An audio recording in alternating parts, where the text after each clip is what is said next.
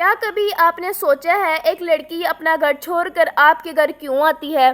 وہ لڑکی اپنے ماں باپ کو چھوڑتی ہے، اپنے بہن بھائیوں کو چھوڑتی ہے، اپنا کمرہ، اپنی عادتیں، اپنا سکون، حتیٰ کہ اپنی پوری دنیا پیچھے چھوڑ دیتی ہے صرف اس لیے کہ اس نے آپ کو اپنا ہم سفر منتخب کیا ہے۔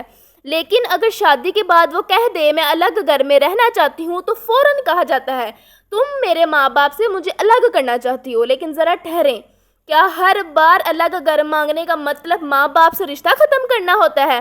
کیا ایک بیوی کا سکون چاہنا سسرال والوں سے نفرت ہوتا ہے؟ نہیں، کبھی کبھی ایک لڑکی صرف یہ چاہتی ہے کہ اس کے اور اس کے شوہر کے درمیان بھی ایک ایسی جگہ ہو جہاں وہ اپنی زندگی سکون اور محبت کے ساتھ شروع کر سکے۔ جب ایک لڑکی آپ کے گھر آتی ہے تو اس سے امید کی جاتی ہے کہ وہ آپ کے گھر والوں کو اپنا سمجھے، تو پھر کیا شوہر کی بھی یہ ذمہ داری نہیں کہ اپنی بیوی کے سکون اور خوشی کو اہمیت دے؟ اگر شوہر اپنی استطاعت کے مطابق الگ گھر لے سکتا ہے، اپنی بیوی کو عزت اور محبت دے سکتا ہے اور ساتھ ہی اپنے ماں باپ سے تعلق قائم رکھ سکتا ہے تو الگ گھر رشتوں کی دشمنی کیوں سمجھا جائے؟ ماں باپ کو چھوڑنا ضروری نہیں ہے اور بیوی کو مجبور کرنا بھی ضروری نہیں۔ سمجھداری یہ ہے کہ دونوں رشتوں کو ساتھ لے کر چلیں۔ اور شوہر سے صرف اتنا کہنا ہے، جس لڑکی سے آپ نے کہا تھا اپنا گھر چھوڑ کر میرے ساتھ آ جاؤ، تو کبھی یہ سوچئے جس لڑکی نے میرے لیے اپنا گھر چھوڑا ہے کیا میں اس کے سکون کے لیے اتنا بھی نہیں کر سکتا؟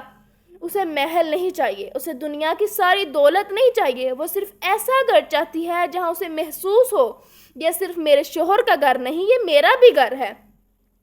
اور الگ گھر دینے سے آپ کی بیوی کو سکون ملتا ہے، دونوں کے رشتے میں محبت بڑھتی ہے اور ماں باپ سے تعلق بھی قائم رہتا ہے۔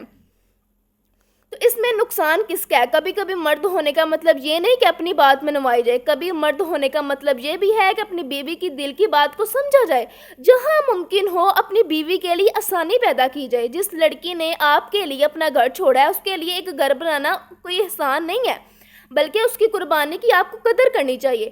رشتے اس